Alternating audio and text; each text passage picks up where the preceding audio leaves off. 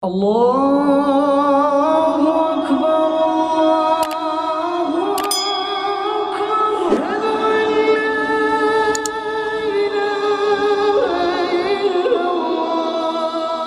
Bapak Ibu rahimakumullah, dalam rangka meningkatkan amal kita ini, maka pagi hari ini kita membahas sedikit tentang bab sholat malam. Dalam satu ayat disebutkan dalam surat Al-Isra, wa minal laili fatahajjad bihi nafilatan lak asa ayyab'atsaka rabbuka maqaman mahmuda. Di sebagian malam lakukanlah tahajud wahai Nabi Muhammad sallallahu alaihi wasallam. Nafilatan lak, sebagai ibadah tambahan bagimu. Asa ayyab'atsaka rabbuka maqaman mahmuda, semoga Allah menempatkan kamu di tempat yang terpuji. Kata para ahli tafsir, tempat yang terpuji bagi Nabi itu nanti di hari kiamat. Nabilah satu-satunya orang yang berani meminta kepada Allah untuk dimulainya hisab. Itulah yang disebut dengan syafaat uzma. Baginda Nabi diperintahkan oleh Allah untuk selalu tahajud di setiap malam. Maka para ulama mengatakan tahajud bagi Nabi itu wajib. Kenapa wajib Bapak Ibu? Karena Nabi itu membawa misi yang sangat berat. Misi menyampaikan ajaran Allah itu misi yang sangat berat. Maka siapapun yang punya misi yang sangat berat, tugas yang sangat berat, jangan lupa sholat tahajud. Bapak Ibu punya amanah yang berat, maka harus tahajud di situ.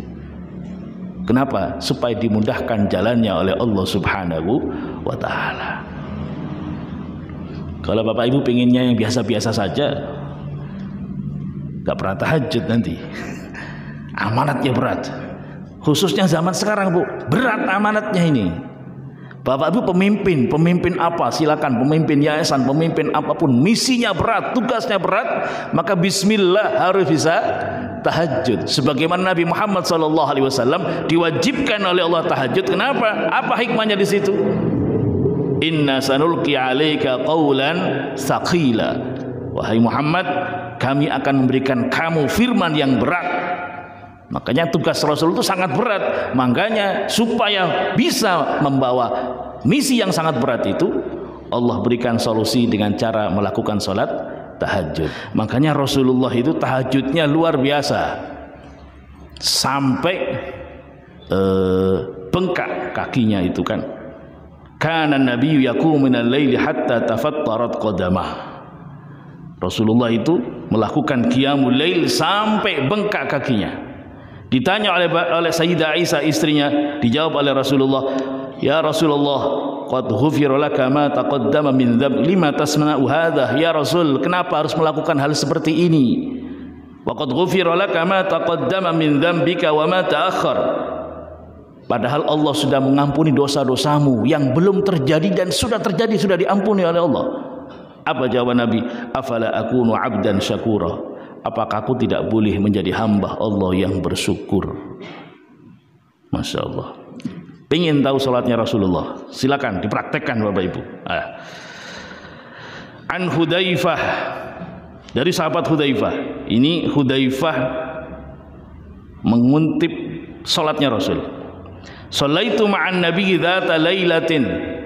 Aku suatu malam salat bersama Nabi, salat tahajud. Jadi boleh, jamaah itu boleh Bapak Ibu ya. Meskipun tidak dianjurkan, tapi boleh sah. Faftatahal Baqarah, lalu Rasul membuka sholatnya dengan setelah Fatihah membaca Al-Baqarah. Fakultu, maka aku berkata, kata Hudzaifah, berkata dalam hatinya, yarka'u indal mi'ah. Kayaknya Nabi ini nanti rukuk pas ayat 100 rukuk. Beda amat Hudzaifah, Nabi ayat 100 rukuk. Summa madha, nyampe ayat ke 100 lanjut. Waduh, kalau kita yang sholat summa madha, lanjut Rasulullah. Fakultu yusalli biha fi rak'ah. Mungkin Rasul sholat Al-Baqarah, baca Al-Baqarah dalam satu rakaat. Famadha, Kemudian setelah sampai di surat terakhir Al-Baqarah, yarka'u biha. Kayaknya Rasul mau ruku ini, selesai Al-Baqarah. Summa madha, lanjut. Al-Baqarah selesai, lanjut. Summa ftataha An-Nisa. Kemudian memulai surat An-Nisa. Faqara'aha, dibaca An-Nisa. Summa ftataha Ali Imran. Kemudian memulai surat Ali Imran. Bapak Ibu, nggak selesai itu. Al-Baqarah, Ali Imran, An-Nisa, Rasul belum ruku. Yuk Bapak Ibu bareng-bareng kita praktekkan cara sholat Rasulullah Shallallahu Alaihi Wasallam. Nanti diadakan sayembara Bapak Ibu di sini tuh. Imamnya cari imamnya hafid. Sekali-kali kalau dipraktekkan. Pas imamnya salam nengok ke belakang kosong. Sudah selesai. Ya Allah, luar biasa.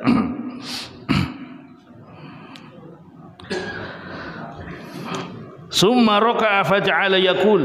Kemudian Rasulullah ruku. Faja'ala yaqul, kemudian Rasul berdoa, subhana rabbiyal azim, fakana ruku'uhu nahwan min qiyami. Maka rukuknya Nabi itu hampir mirip dengan berdirinya. Ayo Bu, ayo, rukuknya itu hampir mirip dengan berdirinya. Begitu juga sujudnya juga mirip lamanya dengan rukuknya. Itu makanya Masya Allah, kita ini beruntung betul menjadi umatnya Nabi Muhammad Sallallahu Alaihi Wasallam. Nah, itu sampai subuh berarti itu Bu. Menjelang subuh baru selesai.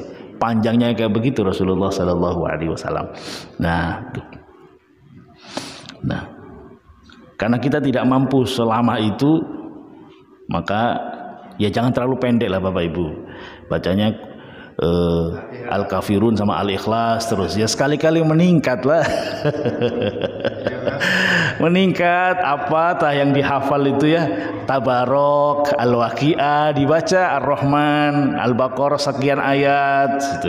Akhirnya bagus, tapi kalau masa ya nggak pengen yang lebih panjang lagi, karena kan nilainya dinilai dari berapa lamanya. Makanya dalam satu hadis disebutkan ayyus salati afdal. Rasul pernah ditanya, wahai Rasul, solat yang bagaimana yang afdal itu? Tulul kunut, yaitu solat yang lama berdirinya. Lama berdirinya. Iki wis berdirinya cepet, gerakannya cepet maning. Allahu Akbar, Allahu Akbar, Allahu Akbar, Allahu Akbar. Jadi lama berdirinya. Nah, makanya Bapak Ibu kalau imamnya lamanya nggak boleh protes. Harus husnudon. Wah, ini pengen mempraktekkan Rasulullah ini gitu. Jangan bikin pendek saja kita ini. Kita ini pengennya pendek dan cepat. Mentang-mentang ekspres ya, Bapak Ibu rahimakumullah. Nah, jadi itu salah satu gambaran bagaimana tahajud yang dilakukan oleh baginda Rasulullah Sallallahu Alaihi Wasallam. Nah, dalam beberapa hadis yang lain disebutkan, An Ali radhiyallahu anna Nabiy sallallahu alaihi wasallam taraqahu wa Fatimah lailan. Sayyidina Ali bercerita, Rasulullah sallallahu alaihi wasallam suatu ketika membangunkan aku dan istriku Fatimah. Faqala alla tusalliyan, kenapa tidak salat? Dibangunkan itu menantu dan anaknya untuk salat tahajud. Nah, Bapak Ibu juga begitu, menantunya tidur baik, ketok suruh tahajud. Saya sendiri nggak tahajud Pak Ustadz, lah pada baik itu. Menantu sama mertuanya sama.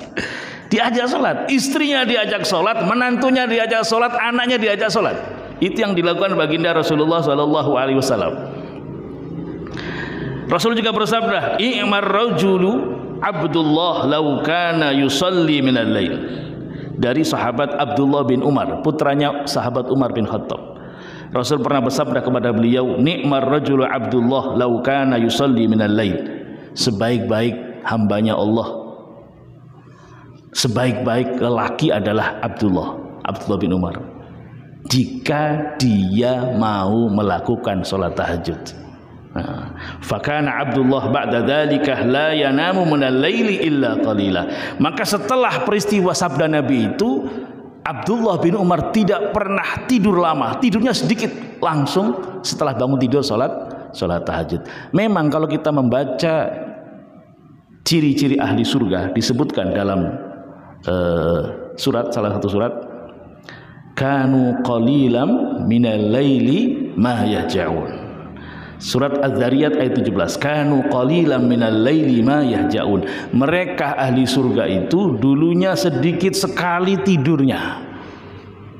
Sedikit sekali tidurnya. Tidur apa? Tidur, tapi enggak lama. Kalau kita kan enggak, tidurnya lama. Kalau sudah masjid agak bunyi-bunyi mau azan itu baru bangun.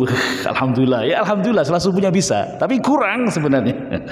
Harusnya dia bisa bangun. Karena apa? Tanda ahli surga itu kanu qalilan minal laili ma yahja'un. Sedikit tidurnya, wabil asharihum yastaghfirun, dan di waktu sahur mereka beristighfar, mohon ampunan kepada Allah Subhanahu wa taala. Berarti Bapak Ibu kalau nggak pernah minta ampun di waktu sahur, tidurnya lama, harus berpikir, itu ahli surga begitu ya, terus saya ahli apa ya? Nah, saya ahli apa ini?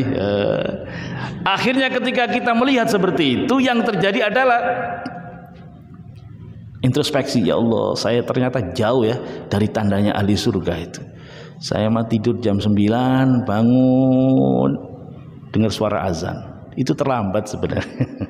Bagus Bapak Ibu salat subuhnya jamaah. Tapi kalau ingin termotivasi dengan ahli surga itu ya kurang. Kanu qalilam minal laili ma yahja'un wa bil ashari hum yastaghfirun. Di waktu sahur mereka istighfar, mohon ampunan kepada Allah Subhanahu wa taala. Nah, Rasulullah sallallahu alaihi wasallam bersabda, disampaikan oleh Abu Hurairah radhiyallahu an, wa afdhalus salati ba'dal faridati, salat yang paling afdal sesudah salat fardu. Ingat, salat fardu itu nomor 1 Bapak Ibu. Nah, salat yang terbaik, yang paling afdal sesudah salat fardu adalah salatul lail, salat malam. Salat malam. Jadi kita harus bisa, agenda kita tahun 2021 harus bisa sholat malam. Pelan-pelan Bu, 2 rakaat dulu, pelan-pelan. Ibadah yang paling dicintai oleh Allah itu kan sesuatu ibadah yang kontinu, meskipun sedikit. Jangan langsung diembat sekian rakaat, habis itu enggak sholat tahajud sampai 2 bulan. Enggak begitu.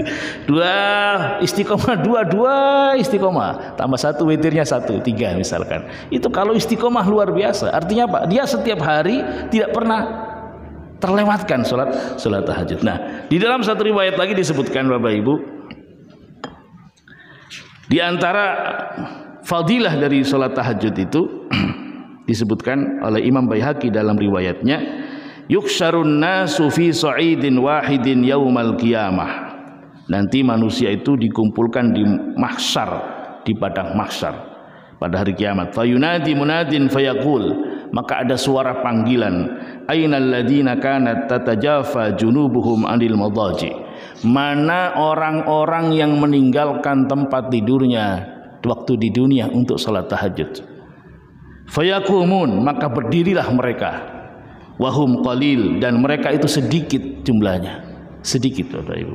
Fayadkhulunal jannata bighairi hisab, maka mereka dipersilakan masuk surga tanpa dihisab oleh Allah Subhanahu wa taala. Sedikit tapi Bapak Ibu ya. Meskipun sedikit, semoga kita termasuk dari mereka. Amin ya rabbal alamin. Hadis ini ada yang menyatakan dhaif, tapi tidak sedikit yang menyatakan hadis ini hasan. Hasan Bapak Ibu ya, hasan. Karena ada beberapa hadis lain yang menguatkan. Jadi di antara orang-orang yang dipersilahkan masuk surga tanpa dihisab adalah orang-orang yang punya istiqomah tahajud di malam hari. Karena memang orang soleh itu adalah cirinya tahajud. Alaikum biqiyamil lail fa innahu da'bus salihin qablakum, kata baginda Nabi, diriwayatkan oleh Ibnu Khuzaimah, Tirmidzi dan Hakim. Lakukanlah qiyamul lail, lakukanlah tahajud fa innahu da'bus salihina qablakum, karena sesungguhnya tahajud itu adalah kebiasaan orang-orang soleh sebelum kamu. Wa qurbatun ila rabbikum, dan itu mendekatkan dirimu kepada Allah. Wa mukaffiratun lisayyi'at, menghapus dosa-dosamu. Wa manhatun 'anil itsmi, dan bisa mencegah dari dosa. Dalam riwayat lain disebutkan wa mataradatun lidda'i 'anil jasad, dan bisa mengusir penyakit dari jasadmu. Jadi salat tahajud itu salah satu penyebab orang diberikan kesehatan oleh Allah Subhanahu wa taala. Di dalam hadis yang lain disebutkan juga, Ja'a Jibrilu ilan Nabi. Jibril datang kepada Nabi Muhammad sallallahu alaihi wasallam. Ya Muhammad, isma syi'ta. Wahai Muhammad, hiduplah sesukamu. Fa innaka mayyit, tapi ingat kamu akan meninggal dunia. Nah, ini yang bikin ngeri-ngeri sedap. Sok mau ngapain aja Muhammad ya, tapi ingat kamu bakal mati nanti. Wah, awas ini Bapak Ibu. Ini memang redasinya Nabi Muhammad, tapi yang dituju itu kita sebenarnya. Hiduplah sesukamu, tapi ingat kamu akan meninggal. Dan kalau sudah meninggal itu Bapak Ibu punten, ajalnya datang nggak pakai kirim-kirim surat itu. Coba kalau kita perhatikan, kita belajar dari kisah Sriwijaya itu. Kan ada saudara-saudara kita itu yang mestinya mereka itu tidak naik Sriwijaya, naiknya pesawat lain. Tapi karena ajalnya datang, pesawat lainnya nggak bisa berangkat, dipindah ke Sriwijaya, meninggal. Nah itu, isma syi'ta fa innaka mayyit. Hiduplah sesukamu, tapi ingat kamu akan meninggal. Wa'mal ma syi'ta fa innahu majziyun bihi. Beramallah sesukamu, tapi ingat kamu akan dibalas oleh Allah Subhanahu wa taala. Wa ahbib man syi'ta, cintailah orang yang kamu suka, fa innahu mufariquh, dan ingat kamu akan berpisah dengan dia. Dukunglah yang kamu suka, terserah mendukung siapa saja, tapi ingat kamu akan berpisah dengan dia. Artinya apa? Kita akan tinggalkan tuh orang, ya. Wa'lam anna syarafal mu'mini qiyamul lail, dan ketahuilah sesungguhnya kemuliaan orang mukmin adalah melakukan qiyamul lail. Maka hamba-hamba Allah yang mulia itu adalah hamba-hamba Allah yang bisa bangun malam. Wa izzuhu istighna'uhu 'anil nas, dan kemuliaannya juga adalah ketika dia tidak butuh kepada manusia, tidak minta-minta kepada manusia. Kalau kita jarang minta, maka dia akan mulia di sisi manusia dan di sisi Allah Subhanahu wa taala. Makanya jadi orang kaya Bapak Ibu ya. Supaya gak minta-minta. Jadi orang kaya. Sebaik-baik harta adalah, dalam suatu hadis disebutkan, sebaik-baik harta adalah harta yang dipegang oleh orang soleh.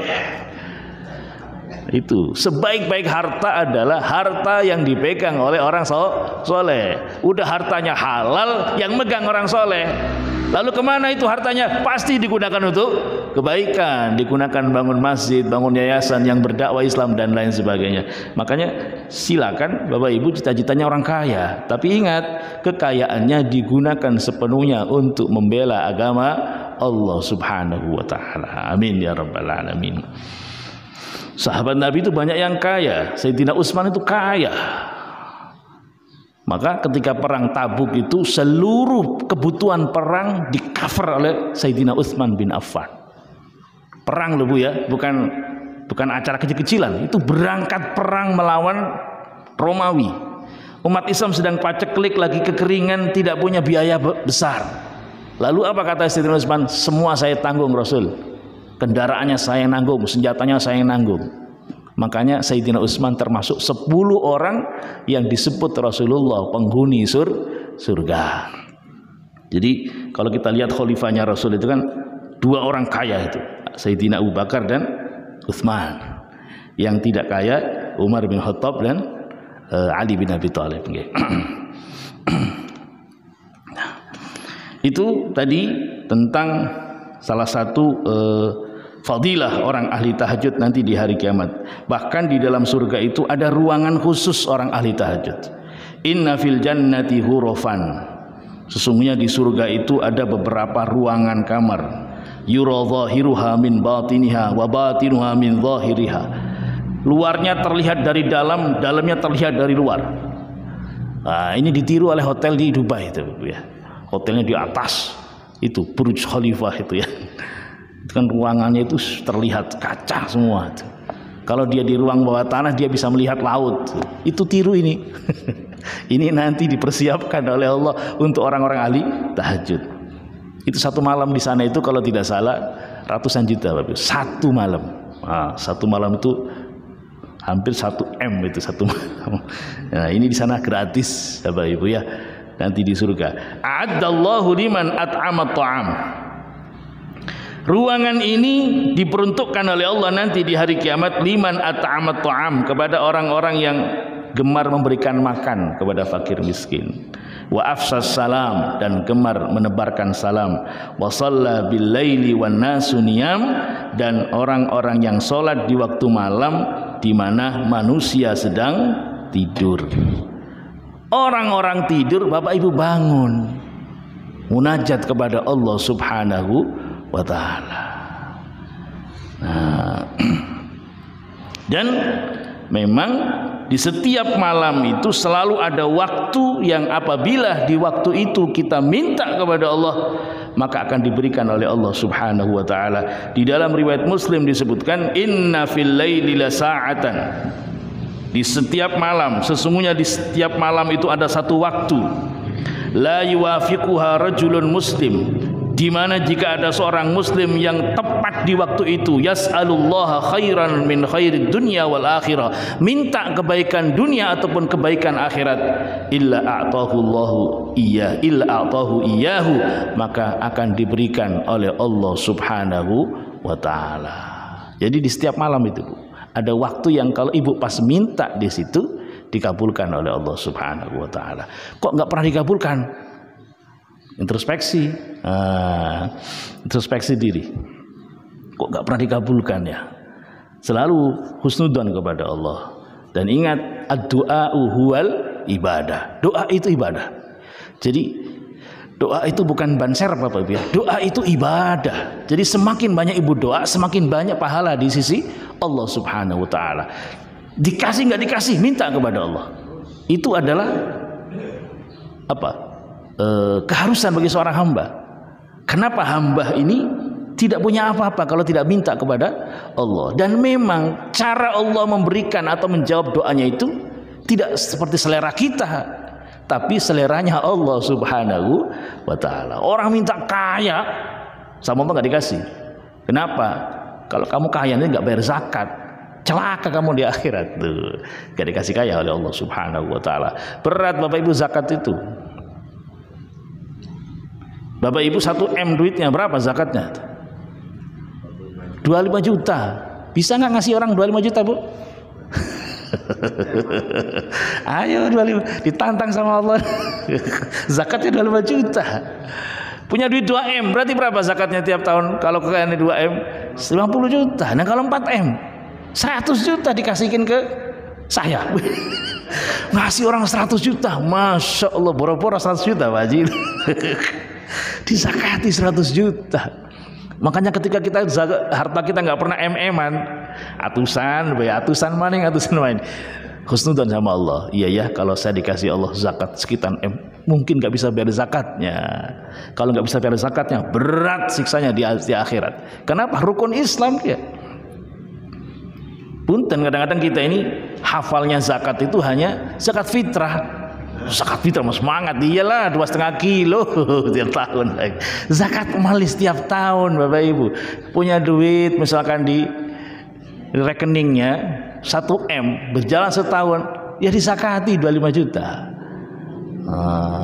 Berarti kalau dibiarkan terus habis duitnya itu dimakan zakat, zakat. Makanya duit itu diputar, digunakan bisnis, digunakan apa namanya, sehingga apa? Ketika duitnya itu muter, maka akan tumbuh ekonomi. Luar biasa ajaran Islam itu. Jadi memang jangan dibiarkan. Kalau dibiarkan dimakan zakat nanti. 1 M kurangi 2 juta. Nanti dikurangi lagi tiap tahun. Akhirnya habis duitnya dimakan zakat, tinggal 85 juta doang. Salah sendiri, dibiarin begitu saja. Makanya diputar. Kalau diputar kan masyarakat menjadi hidup ekonominya, ya itu. Nah, jadi semoga intinya kita bisa melakukan sholat tahajud, dan sebenarnya pokoknya setiap sholat Bapak Ibu ya, yang dikerjakan di malam hari, khususnya habis tidur, itu dinamakan tahajud. Ibu sholat witirnya akhir malam, ya tahajud juga itu namanya. Kenapa? Dikerjakan sesudah tidur. Nah, jadi secara umum sholat malam itu hebat. Secara umum, Bapak Ibu tidak bisa tidur, sholat habis isya, ya sholat qiyamul lail sama saja. Tapi yang terbaik adalah sholat yang dikerjakan di tengah malam, sepertiga malam terakhir. Itu yang paling afdal. Jadi semoga kita semua bisa istiqomah, konsisten menjalankan ajaran Rasulullah SAW. Wassalamualaikum warahmatullahi wabarakatuh. قالوا سبحانك لا علم لنا إلا ما علمتنا